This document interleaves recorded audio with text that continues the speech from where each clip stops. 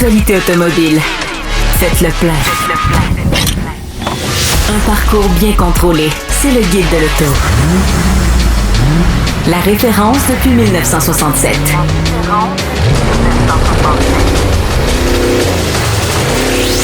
Le Guide de l'auto. Bonjour tout le monde, bienvenue au Guide de l'auto en compagnie de mon collègue Louis-Philippe Dubé. Salut Louis. Bonjour, ça va? Ben oui, écoute, Hugues n'est pas là cette semaine. Monsieur s'est fait mal au pied. Et alors, on lui souhaite prompt rétablissement. Il sera de retour la semaine prochaine. C'était le pied de l'accélérateur, il n'y a pas plus simple. Exactement. Mais je sais même pas pourquoi j'ai dit ça d'ailleurs. Bref, vous le savez maintenant. Personnel. C'est pas grave. Mais on a avec nous Denis Thériault de l'émission JE que vous connaissez bien, qui a assisté cette semaine, bien sûr, à cette conférence de presse qui a été commandée par la police provinciale de l'Ontario. Oui. Sur le fait qu'on a trouvé tout près de 600 véhicules volés dans le port de Montréal. Bon, pas en une journée, évidemment, ça s'est échelonné. Denis, t'es avec nous maintenant? Bonjour, messieurs. Salut. Salut, Denis. Bon, écoute, évidemment qu'on sait que tu as suivi depuis déjà quelques années le monde du vol automobile, si on peut s'exprimer ainsi. Vous aviez fait un dossier spécial à JE cette année et c'est un dossier qui évolue énormément. Qu'est-ce que tu as pu constater suite à la conférence qui a été menée un peu plus tôt cette semaine? Bien, en fait, ce qui est intéressant dans cette conférence de presse-là, qui a eu lieu plus tôt cette semaine, justement, c'est que la police provinciale ontarienne, l'OPP, qui organisait la conférence, a fait un bilan de ce qu'ils ont saisi au port de Montréal dans des conteneurs au cours des 3 derniers mois. En fait, depuis le mois de décembre dernier. On parle de 598 véhicules. Ouais. La majorité, là, les 3/4 proviennent de l'Ontario, de ce qui a été saisi dans les conteneurs au port de Montréal. Ils ont trouvé ça dans 390 conteneurs d'une valeur de plus ou moins 35 millions de dollars. Ça, c'est ce qu'on avait à dire essentiellement.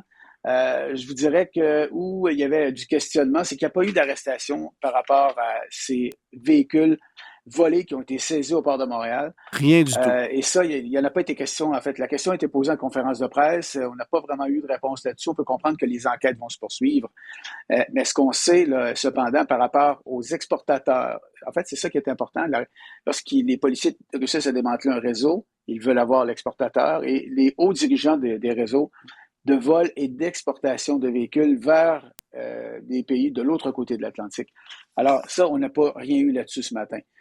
Il y a quand même, durant la conférence de presse, en fait, il y avait des gens de la Sûreté du Québec, la police de Montréal, d'Équité Association, SPVM, donc, comme je l'ai mentionné, la police de Montréal, la GRC également, en plus des Ontariens qui étaient là. Alors, du côté de la Sûreté du Québec, on a rappelé que ici, dans la grande région de Montréal, il y a une trentaine de policiers spécialisés dans le crime organisé qui ont vu leur vocation changer au cours des dernières semaines et qui s'attaquent au gros réseau d'exportation de véhicules. Alors ça, on sait qu'ici, il y a un travail qui se fait. Du côté de l'Ontario, on ne sait pas trop de quelle façon ils travaillent ça. Il n'y en a pas été question ce matin. On sait aussi que le SPVM, il n'y a pas si longtemps, là, il y a 2-3 semaines, ils ont démantelé un réseau d'exportation. C'est là que ça fait mal, vraiment. Là. Et il y a des exportateurs qui ont été arrêtés, ils ont saisi des véhicules. Donc, du côté du Québec, il y a beaucoup de travail qui se fait de ce côté-là. Côté Ontario, en tout cas ce matin, ou plutôt un peu plus tôt cette semaine, là, il n'y en était pas question à la conférence de presse. Bon, évidemment, la question qu'on se pose, c'est qui trouve ces véhicules-là et comment on réussit à faire une espèce d'inventaire pour finalement mener à ce genre de conférence-là, parce que c'est pas les autorités portuaires uniquement, c'est-à-dire qui vont trouver ces véhicules-là. Là. En fait, c'est souvent le travail des policiers qui permet d'en arriver à cibler des conteneurs. Okay. Durant la conférence de presse de cette semaine, ce qui a été dit, à part de l'Agence des services frontaliers, c'est que les conteneurs ciblés par les policiers comme étant des conteneurs suspects pouvant contenir des véhicules volés sont systématiquement ouverts. Comment ils les ciblent? Les policiers, ils ont plusieurs techniques pour le faire, mais ce qu'on sait, c'est qu'ultimement, ça fonctionne de ce côté-là. Ça pourrait fonctionner davantage. Pour ce qui est de l'Agence des services frontaliers, l'enquête qu'on avait faite à l'émission JE l'automne dernier on avait réussi à trouver des failles au niveau des numéros de série. Là, si, par exemple, Antoine, tu décides d'exporter ton véhicule en Côte d'Ivoire, tu vas devoir remplir des papiers au transport, aux douanes également, pour pouvoir acheminer ton véhicule par conteneur de l'autre côté. Ouais. Nous, ce qu'on avait fait, en fait, ma collègue Nora Lamontagne du bureau d'enquête avait vérifié des numéros de série. Elle avait vu des doublons ou même plus encore des véhicules. Par exemple, un Dodge Charger 2022 qui est envoyé le 5 octobre à Dubaï, qui est envoyé le 15 octobre au Sénégal, puis qui est envoyé à la fin du mois d'octobre à un autre endroit en Afrique. Donc, une multiplication d'un même numéro de série qui est acheminé plusieurs fois, ça facilite le travail des voleurs, des exportateurs, mais en vérité, ce sont d'autres véhicules. Là. Alors, totalement. Là. Ça ne veut pas dire que la voiture s'en va 3 fois, c'est physiquement impossible. Alors, le même numéro de série d'un véhicule peut être utilisé pour envoyer plusieurs véhicules. C'est une technique que les voleurs ont et ça passait avant qu'on fasse notre enquête. À cette heure, voyons ce que ça va donner. Là. Mais Denis, j'ai une question. Il y a quelques mois de ça, on s'inquiétait un peu de la communication entre les forces policières et aux douanes. Il y avait des véhicules qui se retrouvaient dans des conteneurs. Il y a eu des enquêtes qui ont été faites, des propriétaires qui ont même tracé leurs véhicules jusque dans certains conteneurs, mais il n'y avait pas vraiment de communication. Là, ce que je comprends, qu'est-ce que tu nous dis, c'est qu'il y a, dans les derniers mois, il y a eu beaucoup plus de communication entre l'Agence des douanes et puis les forces policières. Mais là, on parle de... Ça, là-dessus, tout le monde s'entend. Oui. Mais là, on parle de paperasse, là, de numéros de série, puis d'exportateurs. Ça, c'est sûr qu'il y a des noms de gens sur ces papiers-là d'exportation. Les enquêtes, j'imagine qu'elles sont poursuivies, puis on essaie de trouver ces gens-là. Mais là, si on n'en a pas parlé à la conférence de presse, c'est parce que c'est plus difficile que ça a l'air. Oui, en tout cas, la conférence de presse, les Ontariens n'ont pas parlé de cet aspect-là. Okay. Eux, ils ont fait des arrestations récemment, c'était des petits voleurs et autres, mais ils n'ont pas parlé de ça. Okay. Dans le projet qu'on a fait, on nous expliquait, et c'était très clair, que d'en venir à arrêter et de faire la preuve, surtout, qu'une personne a exporté un véhicule volé, c'est assez laborieux comme preuve à démontrer. Parce que, tantôt j'expliquais la paperasse, un peu tout ça, mais ce qu'il faut retenir, c'est qu'on se sert de numéros de série de véhicules qui ne sont pas volés pour les mettre sur les dossiers d'expédition. Et puis, c'est pas ce véhicule-là qui est dans le conteneur. Alors, ça, c'est une des techniques qu'ils utilisent, là. Mais bref, les voleurs sont très habiles et le travail policier pour arrêter les gros joueurs là-dedans est assez compliqué parce qu'il y a des contrats, parce qu'ils prennent des sociétés écrans. Voilà. C'est pas simple là, de ce côté-là. Ça, il faut leur donner ça, c'est vraiment pas simple. Mais les policiers se parlent maintenant, c'est ce qu'on nous a dit. Puis l'Agence des services frontaliers, le courant passe, c'est ce qu'on nous dit actuellement. Est-ce que tu as l'impression, parce que moi j'avais fait une entrevue à l'émission ici au Guide de l'Auto avec les responsables des communications du port de Montréal et on en était venu à la conclusion qu'essentiellement on se déresponsabilisait de la plupart des trucs qui se passaient sur leur territoire et on sait qu'à l'échelle canadienne, le port de Montréal est littéralement perçu comme une passoire. Est-ce que tu as l'impression que c'est en train de changer et que l'étau se resserre un peu, là? Je pense que c'est important de préciser, Antoine, à ce moment-ci, que le port de Montréal, l'entité, ne peut rien faire. Ils n'ont pas de juridiction pour ça. Ils n'ont pas le droit d'ouvrir des comptes. Ils peuvent absolument rien faire. D'ailleurs, c'est ce qu'ils disent. Arrêtez de nous pointer du doigt. C'est l'Agence des services frontaliers. Ce sont les douaniers au port de Montréal qui, eux, ont le pouvoir d'ouvrir les conteneurs, ont le pouvoir, s'ils le veulent, de faire des enquêtes là-dessus. Donc, ça relève de l'Agence des services frontaliers. Là, visiblement, le travail se fait davantage par rapport à avant. C'est pas qu'ils... En fait, si on résume la situation de l'automne dernier, par exemple, le président du syndicat des douaniers avait dit à notre émission, l'exportation des conteneurs, c'est pas une priorité pour le port, puis l'exportation des autos volées, c'est la dernière des priorités. Ça, c'était la citation, presque mot pour mot, du président du syndicat des douaniers. Il était beaucoup plus inquiet parce qu'il rentre que parce qu'il sort. C'est ça. Ah oui, absolument. Absolument. Puis, lorsqu'on connaît le contexte des autos volées, je pense que la dynamique change. Mais, tu sais, j'insiste là-dessus, là, de partout, on me dit, oui, là, maintenant, les gens se parlent, les gens parlent aux douanes et tout. Est-ce que les douanes pourraient en faire plus? Bien, voyons dans l'avenir qu'est-ce qui va se passer. Mais la communication se fait maintenant, parce qu'avant, il y avait beaucoup de récriminations, de plaintes par rapport à tout ça. Ça allait pas très bien avant, mais là, ça se parle. Ça, c'est rassurant. Est-ce que c'est efficace au maximum? Ben là, c'est en progression, est ce qu'il faut comprendre. Ce matin, plutôt cette semaine, excusez-moi, mais pour ce qui est des Ontariens, ben là, eux, ils ont fait le bilan de ce qu'ils ont saisi dans les 3 derniers mois. Ouais. Mais c'est tout. T'sais.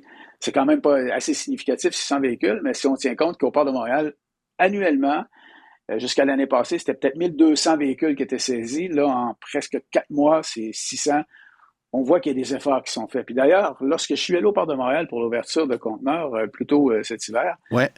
ben, on voyait à ce moment-là des policiers ontariens qui étaient déjà là et qui participaient aux enquêtes. Il y a vraiment un travail de collaboration qui se fait. Puis on sent qu'il y a des efforts pour régler ça, mais c'est pas un petit problème. Hein. Qui aurait intérêt, selon toi, à ce que le vol automobile ne cesse pas? Parce que, évidemment, on sait qu'il y a eu un sommet où on a rassemblé plusieurs maillons qui sont directement impliqués là-dedans. On parle des assureurs, on parle des compagnies de location, on parle des compagnies qui fabriquent des éléments de sécurité pour contrer le vol automobile. Tous les constructeurs automobiles étaient présents dans ce sommet-là. On ne sait trop ce qui en est sorti et quelles sont les actions qui ont été faites par la suite de ce sommet-là. Mais est-ce qu'il y a, selon toi, quelqu'un qui n'aurait pas nécessairement intérêt à ce que ça s'améliore? Ou du moins, oui, bien sûr, les voleurs, mais est-ce que, par exemple, c'est sûr qu'on ne peut pas le nommer comme ça, mais est-ce que, par exemple, un gouvernement pourrait ne pas être à ce point intéressé à ce que ça se règle, sachant qu'il se vend plus de véhicules, qu'on va donc collecter plus de taxes par la vente de véhicules, qu'on va donc collecter plus de taxes parce que le coût des assurances augmente en flèche. On travaille, dans le fond, pour diminuer nos revenus, là. Tu sais, c'est un peu ça, c'est comme le trafic d'odomètre, là. Non, vraiment pas. La pression est très forte. C'est pas un scénario qui est envisageable, qui peut être mis de l'avant. Il y a trop d'enjeux importants. Il y a des gens qui perdent trop publique. avec ça. Et la pression est extrêmement forte vis-à-vis les gouvernements, vis-à-vis les autorités policières et tout. OK. Pas du tout. Les seuls qui ont intérêt à ce que ça continue, ce sont les voleurs. Mais pour le reste, puis on le sait, hein, les assureurs, les factures explosent. C'est un impact direct sur notre facture d'assurance à chacun. Parle-moi-en, j'ai reçu mon renouvellement. Ouais, c'est ça. Ouais. Puis la réalité là-dedans, c'est que en fait, on l'a vu justement avec le sommet qu'il y a eu, avec les conférences de presse qu'ils font. Les Ontariens, ils ne sont pas venus faire la conférence de presse ici pour rien. C'est justement pour démontrer qu'il y a des choses qui se passent. Tu sais, c'est quand même pas banal, là, 600 véhicules qui ont été saisis. Le seul questionnement, c'est pourquoi personne n'a été arrêté? Mais c'est quand même assez important là, comme événement qui s'est passé. Puis ce qu'on entendait, là, c'est chacun loue le travail de l'autre. On voyait pas ça avant comme ça, là. OK. Donc, c'est vraiment un travail d'équipe qui se passe, là. Oui, on le sent. Est-ce que ça pourrait être plus efficace? Évidemment, c'est ce que tout le monde souhaite. Ah oui. Mais on me confirme que par rapport à, mettons, en septembre, octobre dernier, par rapport à maintenant, ça a beaucoup évolué par rapport à ça. Le courant passe, tant avec les douanes que les autres. Il y avait je pense que en fait, c'était beaucoup un problème de communication. Puis j'avais fait une entrevue à l'automne avec un exportateur. Puis ce qu'il me disait, il y avait un exportateur de véhicules volés, évidemment. Là. Ouais. Ce qu'il disait, c'est qu'il profitait du fait que personne ne se parle là-dedans. Personne ne se parlait. OK. Tant la compagnie de transport, que les douanes, que les autorités, un peu partout. Ça, il profitait de ça. C'est facile de brouiller les cartes. C'est aussi facile maintenant. Okay. Denis, on parle des véhicules qui s'en vont en Asie, en Europe, en Afrique, au Moyen-Orient, en Amérique du Sud. Oui. Est-ce que de l'autre côté, il y a quelqu'un qui écoute ou qui collabore avec cette nouvelle collaboration-là qu'on a? Est-ce qu'il y a quelqu'un à l'autre bout de la ligne qui est un petit peu sensible à ça, qui va échanger de l'information avec nous? Ça dépend des pays. Ouais. Par exemple, on a vu un peu plus tôt cet hiver du côté de l'Italie. Ouais. Ils ont saisi quelques centaines de véhicules canadiens qui étaient en transit vis-à-vis un départ au sud de l'Italie. Et là, on voyait ça, là, c'était sur le quai. Et puis, ils ont fait une conférence de presse. Ils ont voulu attirer l'attention sur le fait, on fait quoi avec ça? Parce que ce sont des véhicules du Canada. Fait qu'à partir de ce moment-là, c'est sûr que les gens d'Italie, ils ont parlé aux autorités ici. Ces véhicules-là, il faut le rappeler, hein, ceux qui se font voler leur voiture et qui se font rembourser avec les assurances, l'auto ne leur appartient plus. L'auto appartient aux assurances. Fait que c'est le rôle des assurances, soit de les rapatrier ou de les vendre là-bas. Ouais. On tombe dans cette dynamique-là. Donc, et les gens se parlent à ce niveau-là. C'est vrai que la grosse différence par rapport aux enquêtes policières, c'est Interpol. Interpol dispose d'une banque pour chacun des pays d'auto volés avec des numéros de série. OK. Alors, si par exemple, à Dubaï, il y a un véhicule avec une plaque canadienne qu'on ne sait pas si ça a été volé ou pas, qui est à vendre, ils n'ont qu'à vérifier du côté d'Interpol et là, Interpol est capable de dire oui, effectivement, ce numéro de série-là correspond à un véhicule volé au Canada, au Québec, Saint-Hyacinthe ou peu importe. Ouais. Ils sont capables d'avancer ça. Et à Dubaï, il y a une forte concentration, je te dirais. Ah oui, c'est pour ça que je sais que tu es sensible à ça. Là. Ouais. C'est pour ça que je l'ai dit. Mais ce qu'il faut noter, c'est que ça, c'est vrai maintenant. Ça fait longtemps que la banque existe, mais le Canada n'était pas nécessairement à jour. Maintenant, le Canada est à jour là-dessus. Et ce qu'on comprend, c'est que la GRC les alimente et on s'assure que ça va bien. Il y a des courants qui passent, il y a des discussions, mais il y a des pays où la voiture est volée, elle est là. Ils ont d'autres priorités. C'est comme ça. Il y a un aspect qui devient de plus en plus inquiétant. On n'a pas l'impression que ça arrive très souvent encore au Québec et on s'explique mal pourquoi, considérant la hausse du crime par violence chez nous, là. Mais en Ontario, il y a du carjacking. Il y a des gens qui se font voler leur véhicule à la pointe d'une arme, qui se font littéralement sortir de leur véhicule alors qu'ils attendent un feu rouge. On n'a pas vu ça vraiment ici au Québec. Et pourtant, la montée des gangs de rue, la montée de la violence, on va recruter des jeunes de 12, 13, 14 ans pour faire des vols de véhicules. Comment t'expliques? Et on en est très heureux, là, mais comment t'expliques que c'est pas encore arrivé ici? On entend parler, mais on n'a pas vu. Comment? Mon explication vaut la tienne par rapport à ça. Ça dépend de la dangerosité des gangs de rue dans différentes villes. Toronto et l'agglomération de Toronto, c'est un endroit où les gangs de rue sont quand même... ce sont des gens assez dangereux et autres. Mais pas plus tard que vendredi de l'autre semaine, là, à Ottawa, 23h30, les policiers pointent un véhicule volé. Ils tentent de l'intercepter. Le véhicule volé a foncé dans une voiture patrouille. Il y avait 3 adolescents dedans. Ils ont blessé sérieusement les 2 policiers qui étaient dans la voiture patrouille. On envoie là-bas, puis ici, il y a des incidents qui arrivent aussi. Le danger avec ça, c'est les jeunes qui n'ont rien à perdre. Souvent, ce sont des gars de gang, mais souvent, ce sont des jeunes sans histoire. Parce que les voleurs, en fait, les organisations préfèrent avoir des jeunes de moins de 18 ans. Ça coûte moins cher pour faire voler l'auto. En fait, faire transporter l'auto, de déplacer d'un endroit à l'autre, c'est là qu'il y a un danger, c'est là qu'il y a un risque. Alors, à ce niveau-là, tant en Ontario qu'ici, il y a un enjeu majeur. Pour ce qui est des crimes violents rattachés à ça, on peut dire qu'on est chanceux que ça n'arrive pas ici. On est chanceux, mais on a l'impression qu'il est minuit moins 5 puis que ça pourrait survenir à tout moment parce que avec ce qui se passe en ce moment, on sait qu'il y a un changement de garde dans le crime organisé montréalais. On a vraiment l'impression, là on sort du sujet, mais on a vraiment l'impression que les gangs de rue prennent de plus en plus de pouvoir, qu'ils se tirent des coups de fusil pour absolument rien. On l'a vu tout récemment, 2 jeunes de 14 et 16 ans qui se sont tués dans Rosemont au volant d'un véhicule volé d'ailleurs. Surprise, un véhicule Toyota. La prochaine collaboration, c'est un peu de sensibilisation communautaire aussi là, à travers tout ça.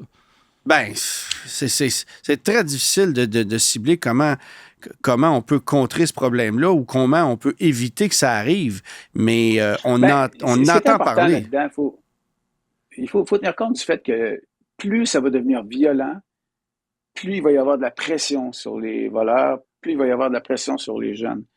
Montréal, c'est une grosse ville, mais c'est pas comme Toronto puis l'agglomération de Toronto. Non. Je pense qu'il y a différents facteurs. On peut pas expliquer ça, hein, mais j'insiste et je répète, on est chanceux que ça se produise pas comme ça. Puis vraiment, je pense qu'ils comprennent à un moment donné qu'il y a une ligne que si on la franchit, ça peut dégénérer encore davantage. Là. Alors, on souhaite que ça bouge pas. On souhaite que ça diminue comme geste des voleurs. Bon, Denis, en attendant que cette situation se règle, je vais aller payer mon compte d'assurance qui a augmenté de 17 % cette année en moyenne, alors que j'ai aucune réclamation dans les 25 dernières années.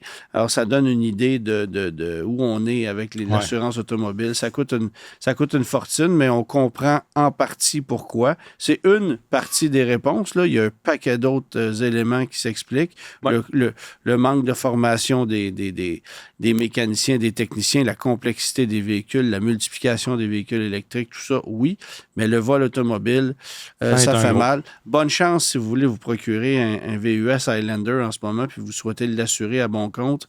il y a même des compagnies, en fonction de l'endroit où vous demeurez, qui vont littéralement refuser de vous assurer. C'est pas plus compliqué que ça, même si vous avez un dossier impeccable. On est rendu là, malheureusement. Denis, merci. C'est la conséquence des vols. Ben oui, voilà. Ouais. Merci énormément pour ton temps, Denis. Et puis, on a bien hâte de suivre toutes tes enquêtes à travers JE en espérant qu'il y ait un autre dossier là-dessus puis que le dossier soit un peu plus positif que le premier.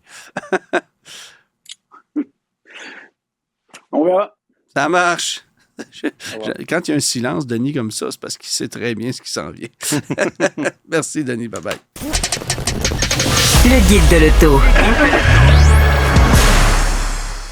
Quelques nouvelles, Louis-Philippe. Bon, évidemment, on a appris cette semaine que les ventes de Tesla avaient chuté considérablement par rapport à la même période l'année passée, parce qu'évidemment, les 3 premiers mois de 2024 se sont écoulés et qu'on a des chiffres à donner. Oui, les chiffres des constructeurs commencent à rentrer, hein, évidemment. Ça commence tout de suite après la fin du premier quart. Et puis, chez Tesla, on avait des grandes attentes, hein, parce que l'année a été canon l'an dernier. On se rappelle la Model Y, ça a été le véhicule le mieux vendu. Chez Tesla, on a joué avec les prix toute l'année. Donc, on a stratégiquement encouragé à des endroits, quelque chose que maintenant l'industrie est au diapason et fait un peu la même chose, surtout les véhicules électriques pour suivre un peu la cadence. C'est un couteau à double tranchant, c'est un couteau à double tranchant. Parce que l'acheteur d'un modèle Y, par exemple 2019-2020, qui décide de vendre son véhicule pour s'en procurer un nouveau, constate qu'il subit une solide dépréciation et change peut-être d'avis sur l'achat de son véhicule, même si souvent les acheteurs de Tesla sont convaincus. Là. Moi, je peux te dire que si tu me fais perdre 25-30 000 $ en un an, comme Tesla l'a fait récemment et comme Ford l'a fait récemment avec le Mach-E, pas certain que je vais en racheter un deuxième. C'est sûr. C'est assez frustrant. Fait que ça, j'ai peut-être l'impression qu'il y a une partie de la réponse de la diminution des ventes dans ça. Oui, puis il y a aussi le fait que il y a beaucoup de modèles 2023 dans les cours. Hein. Les autres constructeurs ont des modèles électriques à vendre. On est capable de les acheter comparativement à plusieurs mois de ça. Donc, peut-être que certains acheteurs de véhicules électriques se sont tournés vers d'autres marques parce qu'elles, finalement, elles étaient disponibles, quasiment autant disponibles que chez Tesla. Donc, c'est devenu un peu une rivalité qui était peut-être un petit peu plus juste dans ce cas-là. Tu es allé chercher quand même des informations sur les revenus de Tesla parce que au-delà des voitures qu'on vend, Tesla va chercher des montants ailleurs, notamment avec ses bornes de recharge. Ben oui, on en a parlé la dernière fois. Et les revenus de Tesla, quand on les examine, puis là, en bourse, c'est une autre discussion parce que justement, petite note que le titre a chuté à cause de ça. On a tellement d'attentes sur ce constructeur-là. On pense que c'est directement lié aux ventes de voitures, mais c'est pas nécessairement ça. C'est pas nécessairement ça, parce que justement, on spécule beaucoup sur le titre de Tesla. Hein, ça monte en... Dans les 6 derniers mois, il a perdu 35 %.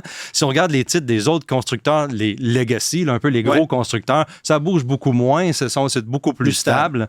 Tandis que chez Tesla, on spécule beaucoup, puis la spéculation, ça rend le titre très volatile. Qu'est-ce que ça veut dire pour les acheteurs de véhicules, ça? Pas grand-chose à part le capital que la compagnie va avoir pour développer des nouveaux modèles.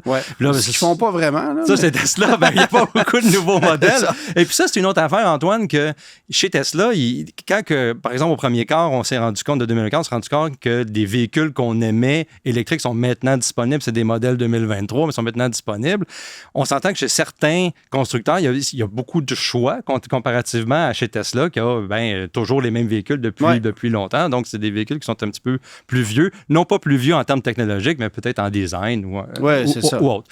Pour répondre à ta question, oui, chez Tesla, on a divisé les revenus. Les ventes de véhicules, on a les ventes d'électricité.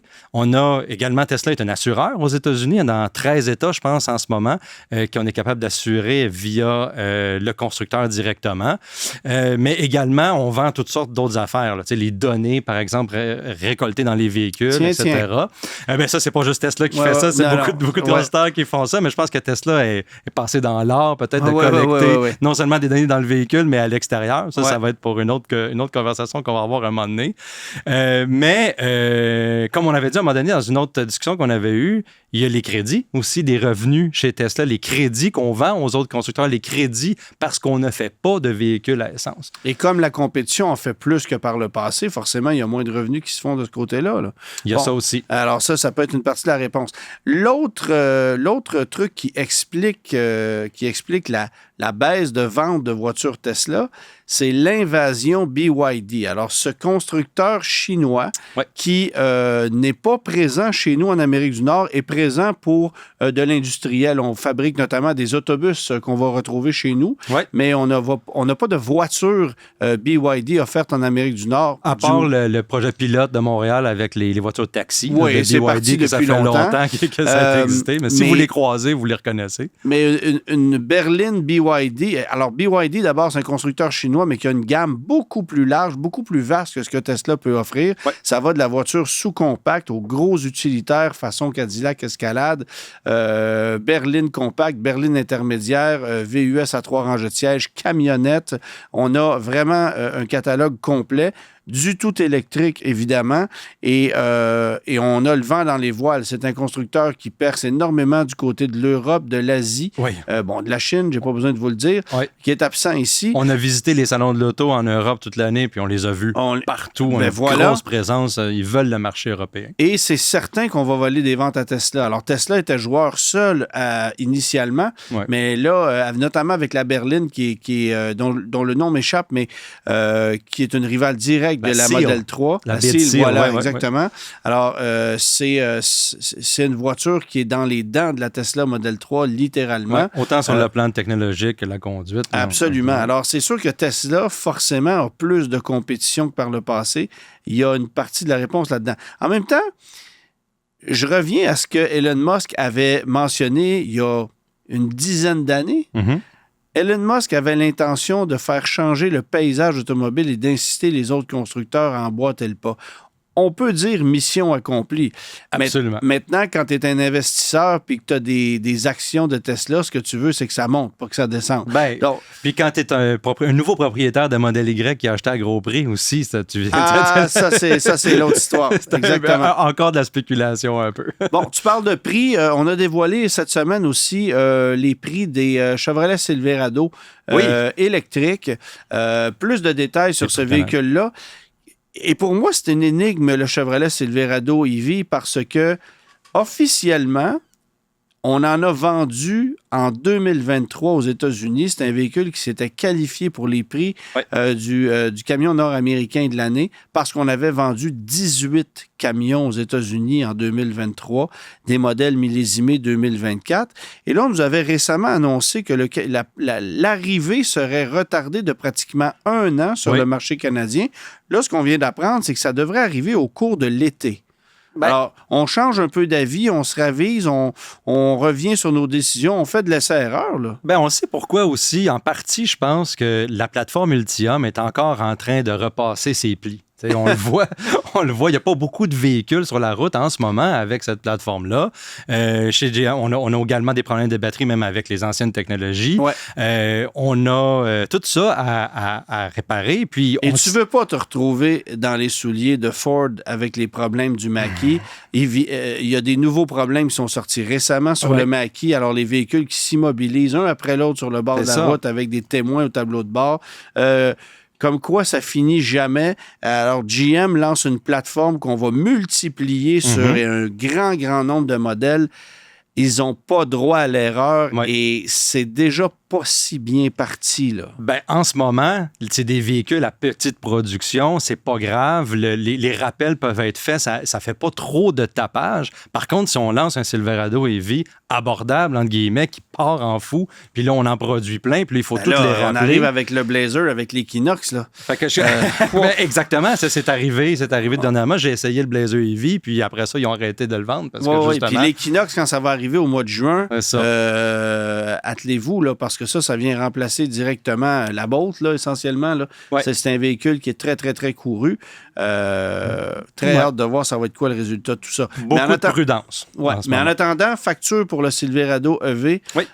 Ça commence avec la version Work Truck autour de 75. Autour de 75, 74 699 pour la version Work Truck, 724 km d'autonomie promise. On parle également de 12 500 de capacité de remorquage, 12 500 livres, là, ça va dépendre et combien de temps, mais quand même des chiffres qui sont là pour le véhicule. C'est pas 700 km d'autonomie et 12 500 livres. Non, c'est 12 000. C'est zéro. C'est ça. Après ça, on joue avec le graphique.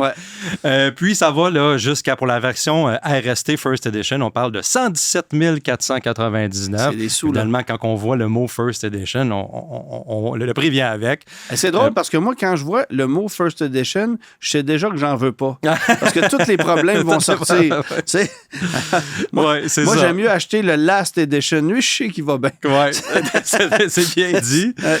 Fait que on s'attend à ce que les livraisons commencent, on dit en milieu d'année, mais encore là, ça va dépendre de comment que les changements qu'on a faits, par exemple au Blazer EV, à la plateforme, à la batterie, au système de conditionnement, ont été transposés dans un autre produit gros volume comme le Silverado EV.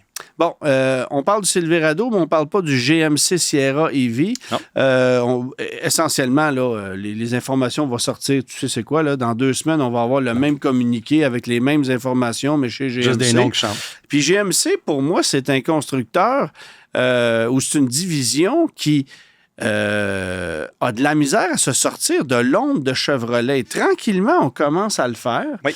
Une marque qui connaît beaucoup de succès au Canada, mais a toujours été beaucoup plus dans l'ombre aux États-Unis. C'est d'ailleurs GMC qui va faire l'objet de notre bilan du constructeur de la semaine ou de la marque de la semaine, devrait-on dire, parce que GMC commence à avoir des produits un peu plus distincts. Là, on arrive avec un nouveau Acadia qui ressemble vraiment pas au nouveau Traverse de Chevrolet. Le Hummer, évidemment, est un produit qui est exclusif à GMC. On a choisi de le mettre sous l'égide de GMC. Et depuis des décennies, on vend pratiquement autant de camions GMC Sierra que de Chevrolet Silverado au Canada. Mais il y a déjà été, aux États-Unis, ça a déjà été du 4 pour 1. Maintenant, c'est rendu du 2 pour 1. On vend 2 Silverado pour 1 Sierra aux États-Unis, mais on vend 1 Silverado pour 1 Sierra au Canada. La marque GMC en proportion est très forte. Ça s'explique en partie par le réseau de concessionnaires qui est distinct aux États-Unis du marché canadien. Parce que chez nous au Canada, un concessionnaire GM vend toutes les marques et accessoirement, on peut avoir Cadillac. Alors qu'aux États-Unis, c'est des concessionnaires Buick GMC, parfois des concessionnaires uniquement GMC ou uniquement Buick, et d'un autre côté, tu vas avoir Chevrolet, et d'un autre côté, tu vas avoir Cadillac. Alors, on dissocie les marques beaucoup plus aux États-Unis, et forcément qu'il y a beaucoup plus de concessionnaires Chevrolet qu'il y a de concessionnaires Buick GMC. Alors, ça explique pourquoi on vend plus de produits Chevrolet. Et bon, il y a une question d'habitude aussi là-dedans. Mais chez nous, tu entres dans un concessionnaire, et puis il y a les deux, et puis c'est en fonction de la disponibilité. Exact. Et tu n'as pas besoin de te dire que General Motors va envoyer un nombre équivalent des deux produits, parce que, aux surprises, ils sont faits à la même usine, parce qu'ils sont à peu de choses près identiques. Alors, GMC a travaillé fort dans les dernières années pour se distinguer de Chevrolet. Puis là, je vais citer des grandes lignes marketing de ces représentants-là.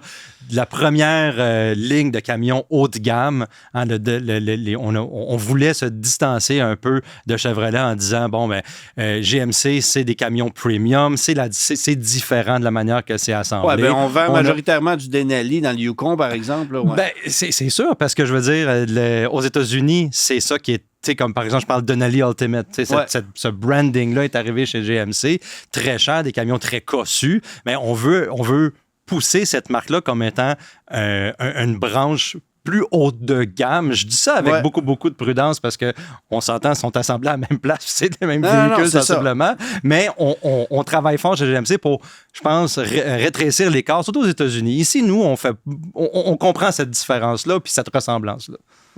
Puis, si tu regardes la gamme GMC par rapport à celle de Chevrolet, il n'y a pas de petits véhicules. Il n'y a pas d'équivalent du Trax, par exemple. Ça, non. Il n'y a pas d'équivalent du Chevrolet Trailblazer. Ouais. Alors ça, on l'a plus envoyé chez Buick pour en faire des produits plus urbains, alors que chez GMC, on va avoir une gamme un peu plus camion. Ouais. Là, le truc que je ne comprends pas, c'est comment se fait-il que GMC n'a pas développé un rival du Ford Bronco, un rival du Jeep Wrangler, vrai 4x4, là. qu'on pourrait baptiser GMC Jimmy et qui pourrait être basé sur le Canyon, comme on va faire avec, par exemple, le 4Runner qui est sur le point de débarquer. Bon, le 4Runner, ça va être essentiellement un camion Tacoma. Oui, c'est ça. Bon, alors, il y a une opportunité ratée chez GMC. Ça fait des années qu'on demande un camion comme celui-là.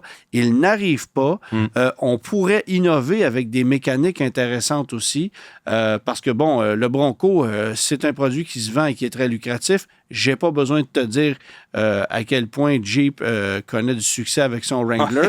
Et chez GM, on n'a rien. Ouais. On n'a absolument rien. C'est pas le rôle de Chevrolet d'offrir un produit comme celui-là. Chevrolet a d'ailleurs scrappé l'opportunité, si tu me permets l'expression, en utilisant le mot Blazer puis en appliquant ça sur un VUS familial, contemporain, mais qui n'a rien à voir avec le Blazer qu'on a connu à une autre époque.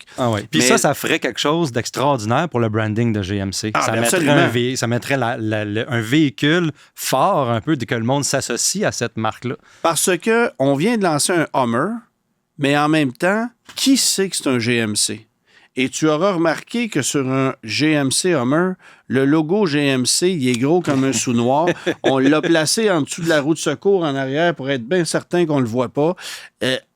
Ça fait partie de la famille GMC, mais Hummer est un nom plus fort que GMC dans le cas de ce produit-là, de par l'image, de par ce que ça représente. Ouais. Puis en même temps... Il fallait le mettre en quelque part. Oui. Puis en même temps, ça ne sera pas le gros véhicule à volume. Oui, on va faire des sous avec ça, mais ce ne sera pas le gros véhicule à volume de GMC. Mais ça prend un 4x4 pour venir... Écoute, Nissan est sur le point de dévoiler un nouveau Xterra. On l'a annoncé. Il y a beaucoup de rumeurs qui entourent ça. Le 4Runner revient en force. Le Land Cruiser revient en force chez Toyota. Ford et Jeep connaissent énormément de succès avec leurs 4x4 respectifs. Il n'y a rien chez GM. Pour moi, c'est incompréhensible. S'il y a un trou dans la gamme chez GMC, c'est celui-là. Oui. Puis un produit qui peut être électrique également éventuellement, qui peut utiliser les technologies de la marque pour être électrique. Puis GMC pourrait avancer des moteurs à essence, des nouvelles technologies hybrides, un modèle électrifié, puis là, aller ramasser pas mal tous les clients qui les ont besoin dans le... Bon, aussi, il faut s'attendre de la part de GMC à ce qu'on dévoile prochainement la nouvelle génération du terrain, parce qu'on a vu le Equinox non EV qui a été présenté tout récemment. Oui. C'est un peu mêlant, ça, c'est Chevrolet, parce qu'on utilise le même nom pour deux produits différents. Là. Oui. Mais ils sont tout à fait pas pareils. Sont totalement... Oui, c'est ça. Ils sont totalement pas pareils. C'est littéralement ça. Mais le GMC terrain, lui, sera... je ne veux pas dire cloné, mais utilisera les mêmes bases que l'Equinox de nouvelle génération 2025 qui a été dévoilé récemment. Et ça risque aussi, si on l'a bien designé, si on a fait du bon boulot avec ça et qu'on arrive avec peut-être une motorisation distincte ou une version plus luxueuse que ce qu'on va retrouver du côté de chez Chevrolet, ça pourrait être un produit qui pourrait être un levier chez GMC parce que pendant des années, ça a été un peu la même chose. Equinox ou Terrain, on choisissait ce qu'il y avait là. C'est ça, qu'est-ce qu'il y avait qui était disponible. C'était jamais un produit qui se situait au sommet de la gamme. C'est dur d'aller rivaliser avec un CR-V, un RAV4, ce genre de produit-là. Ouais. Mais Chevrolet et GMC doivent être présents et de façon très forte dans ce segment-là. Alors, à suivre, mais GMC est une marque dont la popularité est en hausse. Du moins aux États-Unis par rapport à ce que ça a déjà été. Chez nous, ça va vraiment très, très bien. Ouais. Le guide de l'auto. Parcours l'actualité automobile sans dérapage ni accrochage. Je vais passer, Louis-Philippe, du côté de la succursale Polestar à Laval, qui est évidemment la seule au Québec pour le moment. On planifie d'en avoir une seconde sur la Rive-Sud très prochainement. Ouais. Et là, évidemment, ils ont en exposition le Polestar 3 qui va finir un jour peut-être éventuellement par arriver sur notre marché. Le véhicule qui est là-bas est non disponible à la vente, mais ils ont une version de pré-production que Oui. les gens peuvent voir si jamais on veut passer une commande sur ce produit-là. Et là, ce qui est assez particulier, c'est que avant même qu'on commercialise le Polestar 3, ben toi, tu as pu aller essayer le Polestar ou la Polestar 4. Oui, le Polestar, l'utilitaire Polestar 4. Puis c'est pas C'est clair. mélangeant des chiffres. Non, puis c'est pas clair si c'est une voiture, un VUS. Ouais, On sait pas trop. Moi, je suis encore pas certain de l'absence de la lunette, là. Ouais. Mais tu as pu aller essayer ce produit-là. Comment on le positionne d'abord chez Polestar, le produit, face à la compétition? C'est quoi la rivalité directe du Polestar 4? C'est difficile à dire parce qu'on essaie de faire avec le Polestar 4, embarquer un peu sur la mode des utilitaires coupés. Des utilitaires coupés chez Mercedes, BMW, etc. Et puis, selon les designers, la seule manière qu'on pouvait faire ça, c'était en enlevant la lunette arrière et en mettant une caméra à la place. Puis ça, je vais en revenir à ça, ce feature-là. Mais ça donnait... Est-ce que tu vois ça comme un rival du Macan EV, du iX2, par exemple, qu'on a en Europe, ce genre de produit-là? Ou est-ce que c'est un véhicule plus volumineux? C'est un véhicule qui va être plus abordable, en fait, parce qu'on a reçu les prix. Là, puis définitivement... que le Macan, ça, c'est sûr. Oui, ça, c'est sûr. Ça, je peux te le garantir. Est-ce que plus volumineux, on parle... Il est à peu près 30 cm de plus long que la Polestar 2, la berline Polestar 2. 2 pouces plus court que le Polestar 3. 2 pouces plus étroit. Donc, le Polestar 3, on ne l'a pas vu encore. Là, je sais, il faut quand même l'imaginer. Vous pouvez passer à la salle de montre, mais c'est un véhicule qui est un petit peu plus gros. Le Polestar 4 se situe entre les deux, entre la Polestar 2 et la Polestar 3. Là, il ne faut pas que je me mêle dans mes chiffres parce que là, encore là, on va remplacer, on vient de lire ça là, aujourd'hui, on va remplacer la Polestar 2 par la Polestar 7, qui va être la suite de cette Polestar 2-là. On y va pas dans les grosseurs. C'est un festival de bonnes idées qu'on a là-bas avec les noms. Ça me fait penser à Mercedes. À un moment donné, on va manquer de chiffres, puis on va y aller avec des sons. Là, c'est ça. Mais c'est ça. Donc, c'est pas mélangeant du tout. Mais quand tu vas tout pour dire que 10 voitures, ils vont sortir un complémentaire. Tu sais, un X, un Z. Mais tout pour dire que c'est ça. Ça se positionne entre la 2 et la 3. La 3 qu'on n'a pas vue encore, la Polestar 4 devrait arriver.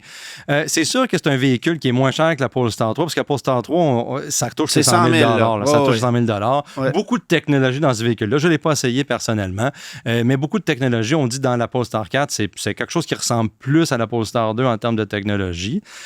Puis un intérieur, un habitacle typique très Polestar épuré, 2, très épuré. On parle de textures qui sont issues de matériaux recyclés, etc. Je suis certain qu'il y a 170 personnes qui ont été engagées pour te faire une belle chanson, là, pour t'expliquer à quel point le velours est extraordinaire puis que le tissu est recyclé. On sauve les tortues là, dans l'océan avec ça. Mais, somme toute, un véhicule qui est performant. Hein? On parle de...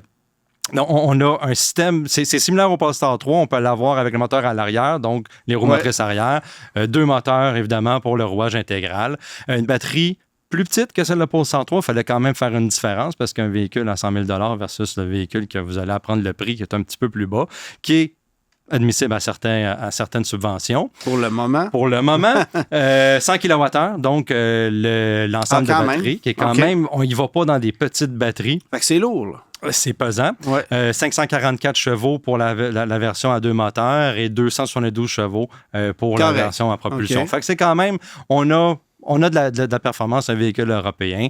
483 km pour le véhicule à rouage intégral et 434 km pour le véhicule à propulsion. Donc, jusque-là, tout va bien. Est-ce que c'est la même plateforme que la Model 2, que la Polestar 2? Oui, c'est la même plateforme. C'est la même plateforme que c'est la plateforme SEA, Sustainable Experience Architecture, donc, qui est la 3. Là. Oui, qui est le 3, mais qui n'a rien à voir avec le XC40, le C40 et la Polestar 2. Non. Donc, c'est complètement autre chose. C'est ça, exactement. Un véhicule qui est pesant. Là, si je me rappelle bien dans les chiffres, je ne les ai pas devant moi, mais c'était 5000 quelques livres, 5300 livres, je pense, pour le modèle à 2 moteurs. C'est quand même pesant. J'ai apprécié. Moi, je l'ai conduit sur un centre de test en Volvo, donc c'était des véhicules de pré-production. On les amenait pas sur la route. Volvo? Volvo, Polestar, tu vois.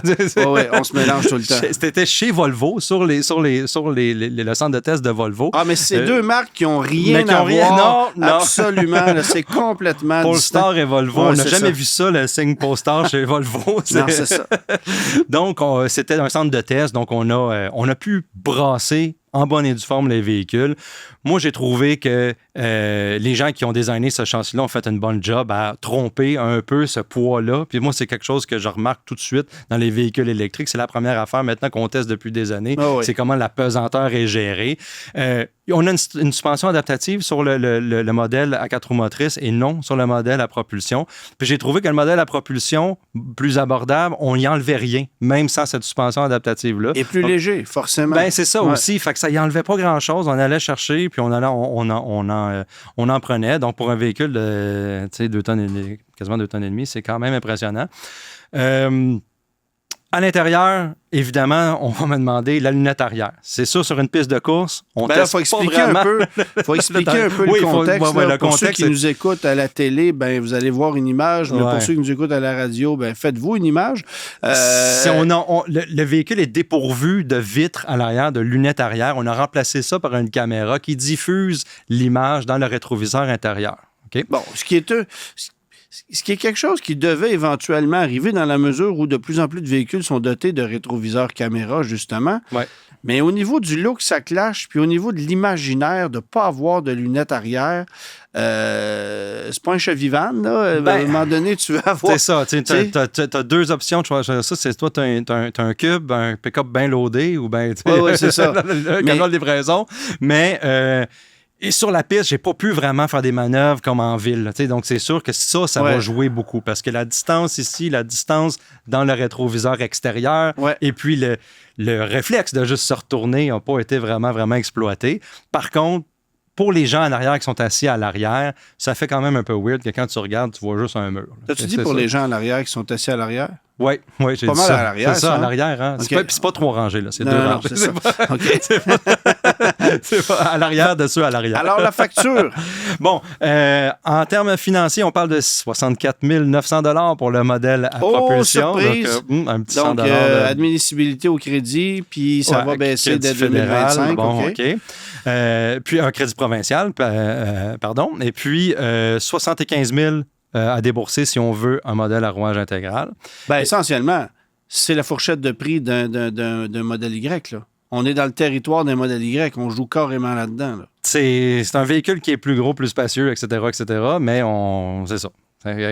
87 500 pour quand c'est loadé. Donc, on a quand même un véhicule. Oui. On va jouer dans ce territoire-là. Et est-ce qu'on a mentionné quand le véhicule arrivait? Si je ne me trompe pas, ça devrait arriver vers la fin 2024 pour les Polestar 4. Donc, quand même après le Polestar 3. Oui, quand même après le Polestar 3. C'est parce que lui, c'est ça. Ça a été long pour le Polestar 3. Il y a eu des délais. Puis là, juste te dire, il y en a encore. Oui, il y en a encore.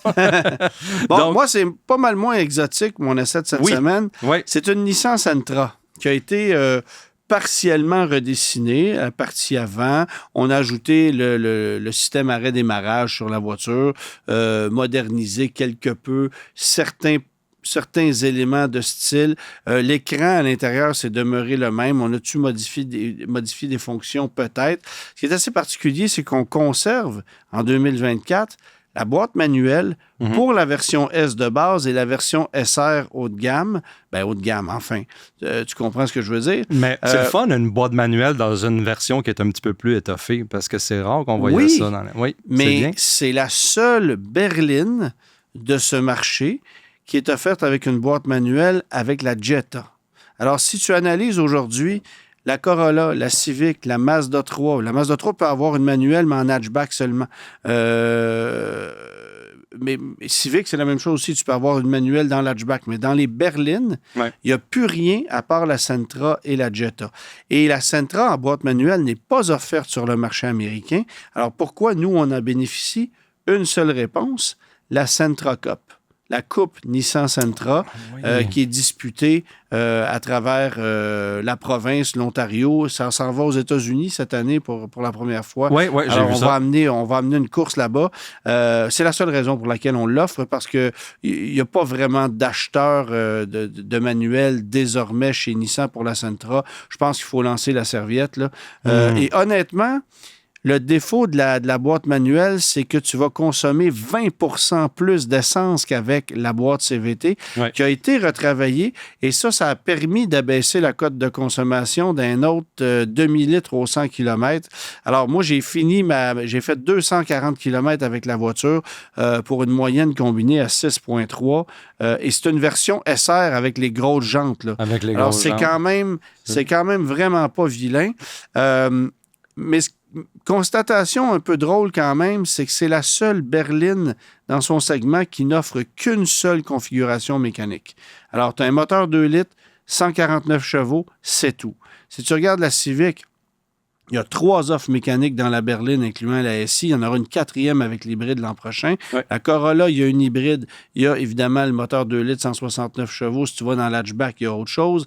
Jetta, tu as le modèle de base, tu as la GLI. Impreza, tu as le 2 litres, le 2.5. Tout le monde a une offre mécanique diverse. Ouais. Chez Nissan, un moteur. Je m'en ai dit une transmission, c'est pas vrai. On a une manuelle, mais en vérité, bonne chance pour en avoir une. Là. Une manuelle, je suis pas sûr qu'on en produit énormément. Ouais. Alors, Nissan a décidé de focusser là-dessus. C'est vraiment un produit qui est efficace, qui est à point, qui consomme peu, qui a prouvé sa fiabilité. Ce moteur-là est très fiable. Et qui coûte à équipement équivalent, là, j'ai fait des comparatifs, à peu près 4 000 $ de moins qu'un Civic. Alors, si tu prends une Honda Civic Touring, oui, qui a une mécanique un peu plus puissante, certes, là, mais si tu prends, par exemple, une Civic Sport, qui serait peut-être l'équivalent de la Sentra SV, tu as un bon 4 000 de différence entre les deux. Puis c'est difficilement justifiable, honnêtement. La Sentra est une voiture qui se défend très bien, une des moins chères du marché, puis ça vient aussi répondre à la question suivante, mais pourquoi j'achèterais une Versa s'il y a une Sentra à côté qui est vendue pour 2000 $ de plus, puis qu'en plus, on te la finance à un taux plus faible. La Versa a signé son arrêt de mort, c'est terminé. Ouais, je pense que... Et moi, je trouve qu'il y a encore une pertinence pour les sous-compacts, mais dans ce cas-là, pas vraiment, parce que Nissan... C'est comme si on voulait pas, là. On fait tout pour pas la vendre. On fait tout pour pousser la Sentra, pour ne pas pousser la Versa. Et quand on voit des Versa récentes, il y a toujours une plaque F dessus avec un autocollant Enterprise au budget. C'est ça, une Nissan Versa aujourd'hui. Ouais. Alors que la Sentra a quand même cet avantage d'être une voiture pas mal plus désirable, à prix très attrayant. Là, la voiture que j'ai mis à l'essai coûtait 33 000 $, mais loadé au bouchon, comme on dit. Ça part à 25 000 une Sentra avec un équipement déjà décent. Et à 27 500, vous avez une version SV très bien équipée. Vous avez tout ce que vous avez besoin là-dedans. Là. On reste dans une braquette de prix qui est quand même très alors intéressante. Alors qu'une Civic, de base, ça part à 30 000. Ouais. C'est plus les 16 998 qu'on a connus il y a quelques années avec des taux à 0,9. Là. Non. Mais c'est quand même une voiture passablement attrayante face à la compétition dans un segment qui est pas sur une pente ascendante, il faut le souligner, là, les voitures compactes, ça perd en popularité. Ouais, on en perd tous les ans. Autant que les intermédiaires, tu vois, on a vendu 9000 Sentra l'année passée, mais on a vendu 1500 Altima. Ouais. Alors, ça aussi, c'est dossier réglé chez Nissan. On va cesser la production de ça à la fin du terme actuel. Alors, voilà. Merci tout le monde d'avoir été là. On se retrouve la semaine prochaine. Hugues sera de retour pour nous parler du Lincoln Blackwood la semaine prochaine. Tu ne connais pas ça, hein? Non, je connais pas ça. J'ai hâte d'entendre Hugues qui va m'expliquer ça. Salut! Tous les épisodes du Guide de l'auto sont disponibles en podcast sur l'application et le site cube.ca.